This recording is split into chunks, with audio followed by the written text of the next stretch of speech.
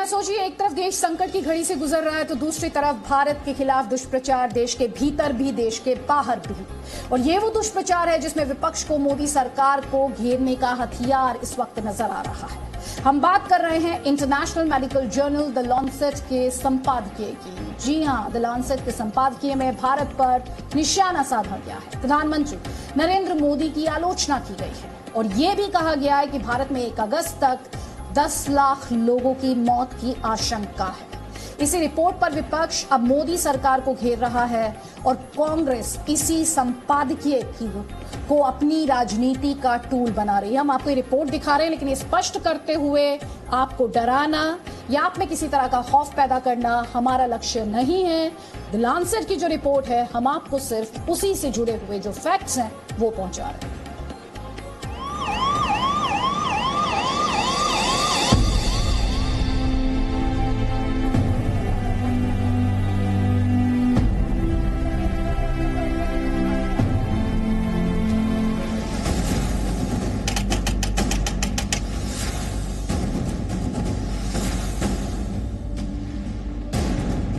दुनिया की सबसे प्रसिद्ध मेडिकल जर्नल द लॉन्सेट का संपादकीय देखिए।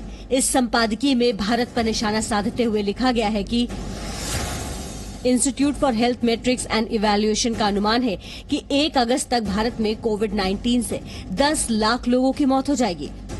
अगर ऐसा हुआ तो इसके लिए मोदी सरकार जिम्मेदार होगी। इसी संपादकीय में भारत में कोरोना की स्थिति को लेकर राजनीतिक टीका टिप्पणी भी की गई है। प्रधानमंत्री मोदी की तीखी आलोचना करते हुए लिखा गया है कि मोदी की प्राथमिकता कोरोना महामारी नियंत्रित करने की नहीं है, ट्विटर पर अपनी आलोचनाओं को हटाने की प्राथमिकता है। संकट के दौरान आलोचना, खुली चर्चा का गला घोटने का प्रयास किया गया है। मोदी सरकार की ये कोशिश अक्षम्य है। आत्मघाती राष्ट्रीय तबाही के लिए मोदी सरकार जिम्मेदार होगी। कांग्रेस पार्टी ने इसके बाद इसी संपादकीय को आधार बनाकर केंद्र सरकार को घेरा।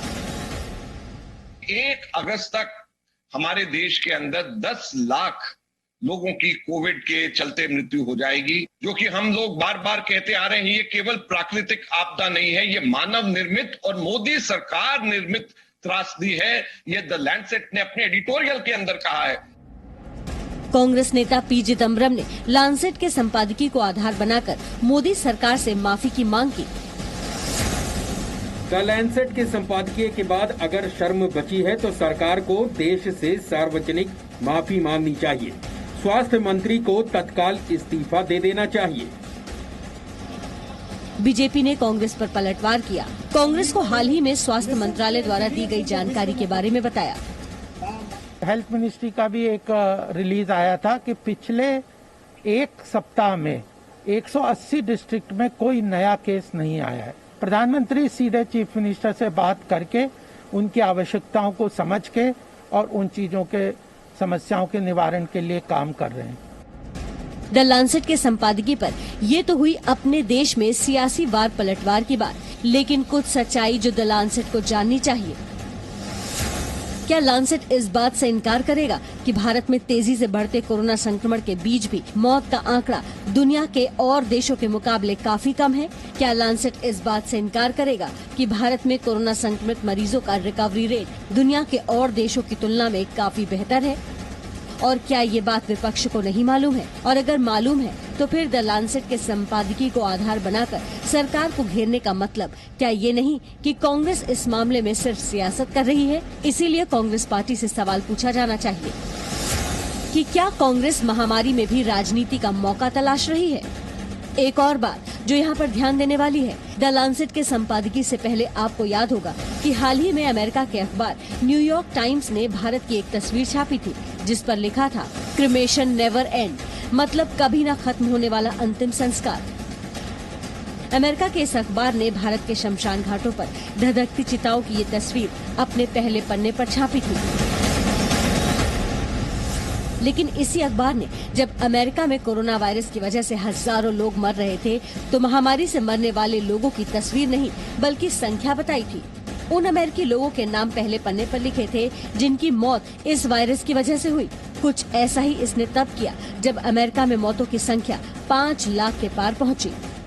यानी न्यूयॉर्क टाइम्स अपने लोगों के अंतिम संस्कार की तस्वीरें अखबार में न छापकर उनकी गरिमा का ख्याल रखता है, लेकिन जब बात भारत की आती है तो वो इसे पूरी तरह भूल जाता है।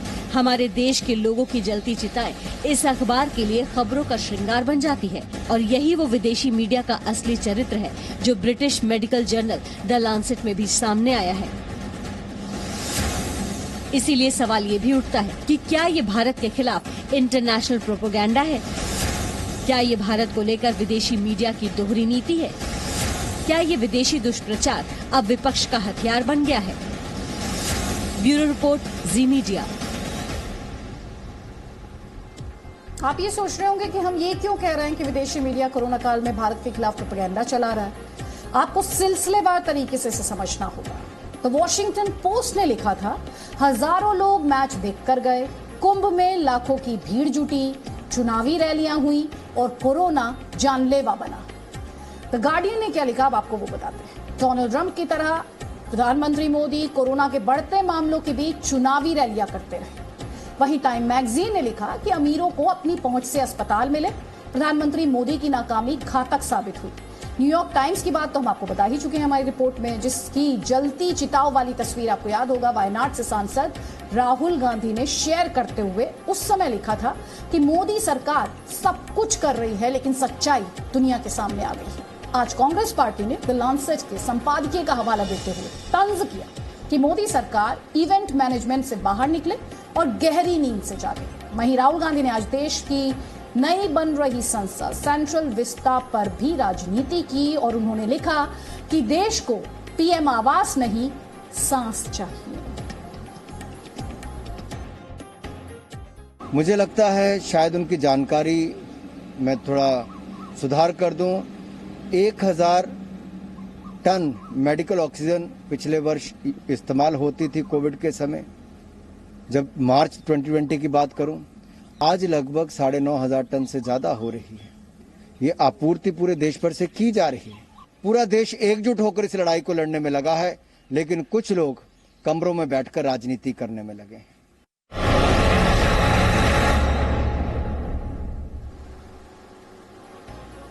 सने की दूसरी बड़ी स्टोरी में आपको कोरोना के नए खतरे से आगाह करते हैं। एक ऐसा खतरा जो कोरोना की सेकेंड वेव यानी दूसरी लहर में बहुत डरावना है। एक ऐसा खतरा जो कोरोना से ठीक हुए मरीजों में ज्यादा पाया जाने लगा है। आप ये समझिए कि इस बीमारी की चपेट में आने के बाद गुजरात में कोरोना से ठीक हुए कई मरीजों ने आंख की रोशनी गंवा दी। आप ये समझिए अगर ये बीमारी किसी कोविड मरीज को हो जाए तो कोरोना से ठीक होने के बाद भी उसकी जान जा सकती है। और इसीलिए आज हमारी ये रिपोर्ट देखना आपके लिए जरूरी, ताकि इस बीमारी के लक्षण आते ही फौरन आप सावधान हो जाएं और डॉक्टर्स की निगरानी में इस बीमारी का ट्रीटमेंट शुरू करें। म्यूकोरमाइकोसिस। क्या आपने आज से पहले कभी ये शब्द सुना था? कोरोना की दूसरी लहर में ये वो खतरनाक बीमारी है जो कोरोना से ठीक हो चुके मरीजों को अपनी चपेट में अधिक ले रही है। आप ये समझिए कि अगर किसी कोरोना से ठीक हुए मरीज को ये बीमारी लग जाए तो उसकी आंख की रोशनी जा सकती है, जबड़े और नाक की हड्डी गल जाती है और बीमारी कंट्रोल न होने पर मौत भी हो सकती है। हम आपको इस बीमारी के बारे में विस्तार से बताएंगे। उससे पहले आपको ये जानना जरूरी है कि हम आज आपके साथ इस बीमारी की चर्चा क्यों कर रहे हैं। यह है अहमदाबाद का सिविल अस्पताल। यहाँ इस बीमारी से ग्रसित 1-2 नहीं 110 मरीज भर्ती हैं। यहाँ के डॉक्टरों का कहना है कि वो यहाँ हर दिन म्यूकोरमाइकोसिस से पीड़ित 12 से 15 मरीज देख रहे हैं। खास बात यह है कि यहाँ 5 में से 1 मरीज आंखों से जुड़ी समस्या लेकर आ रहा है।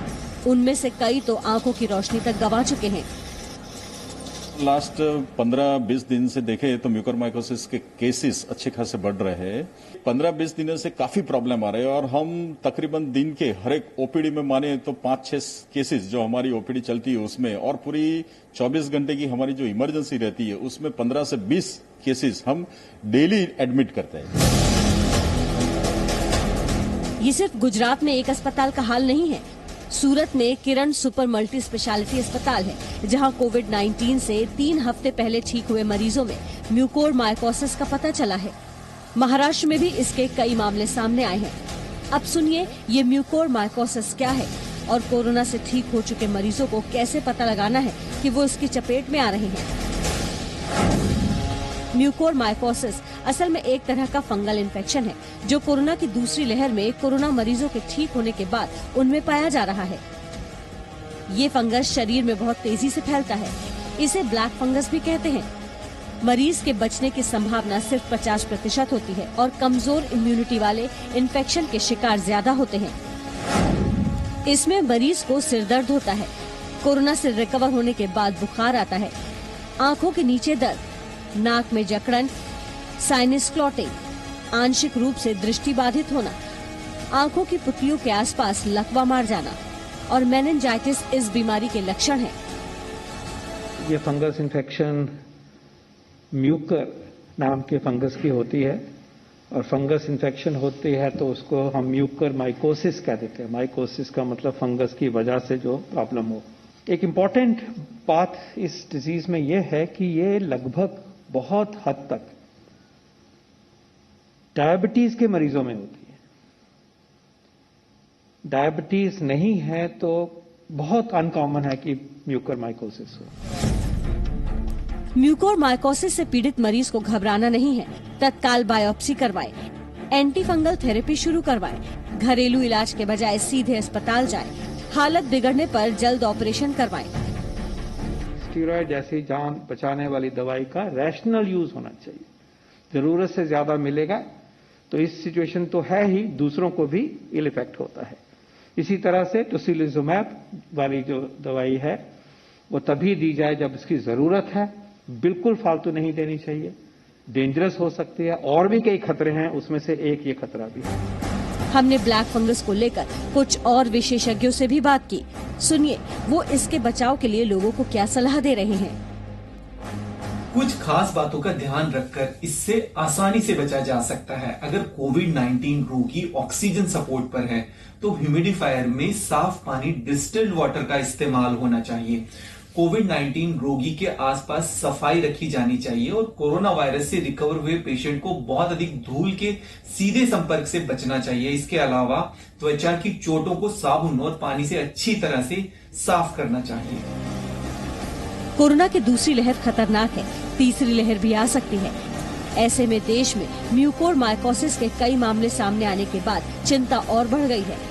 लेकिन हमारी आपको सलाह है, घबराए नहीं और इसके लक्षण आने पर तुरंत इलाज शुरू कर दें तो बड़े नुकसान से बच सकते हैं। ब्यूरो रिपोर्ट, जी मीडिया।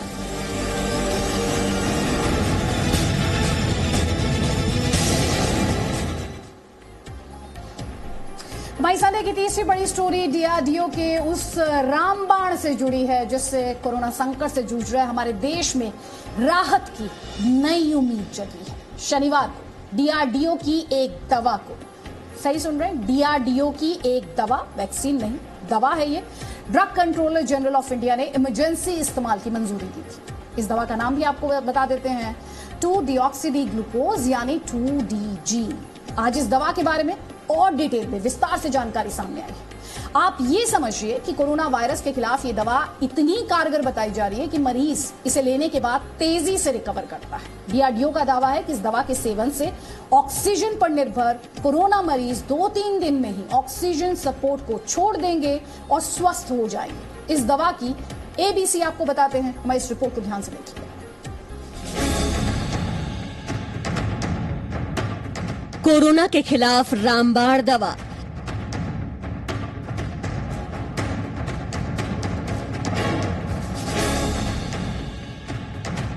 आप भी डीआरडीओ की दवा का नाम याद कर लीजिए।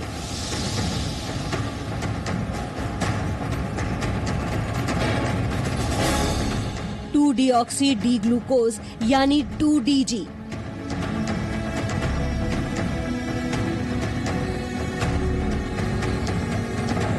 शनिवार को जब से ये शुभ समाचार देश को मिला है तब से हर कोई डीआरडीओ की इस रामबाण दवा का बेसब्री से इंतजार कर रहा है।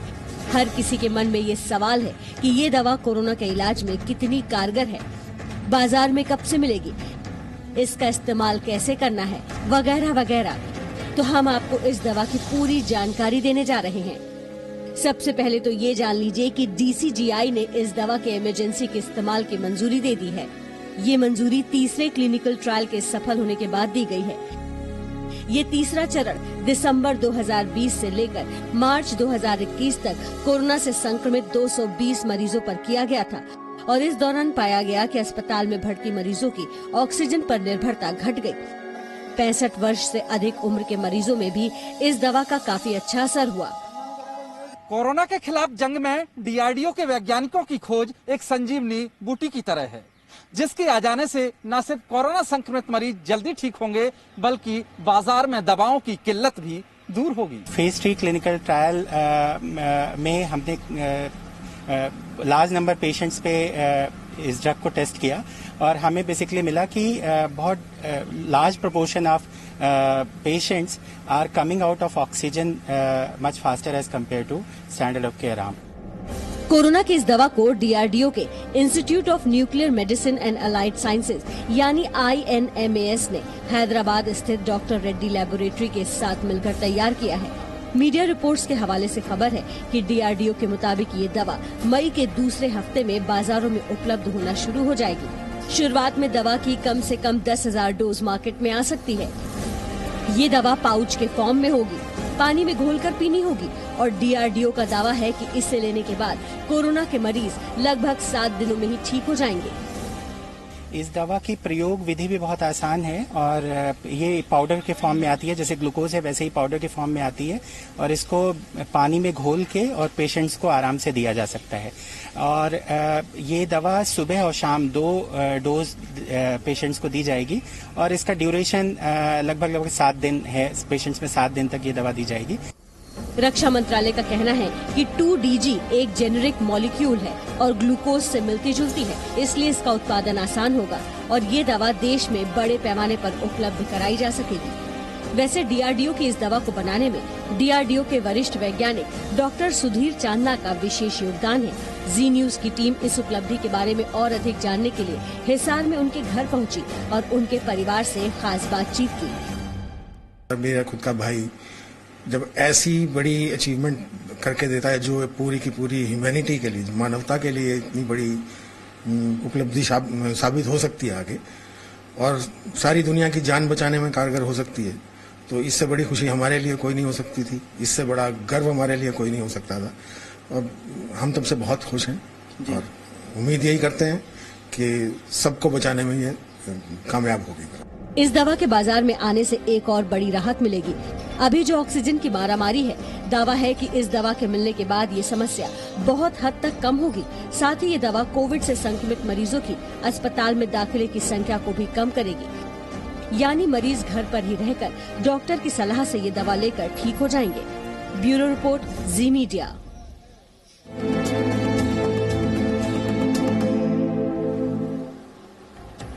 हमारी समय की चौथी बड़ी स्टोरी मदर्स डे स्पेशल है। ये रिपोर्ट इसलिए भी स्पेशल है क्योंकि ये ना सिर्फ मां से जुड़ी है बल्कि लोगों की जिंदगी बचाने वाली वैक्सीन का मां से कनेक्शन भी।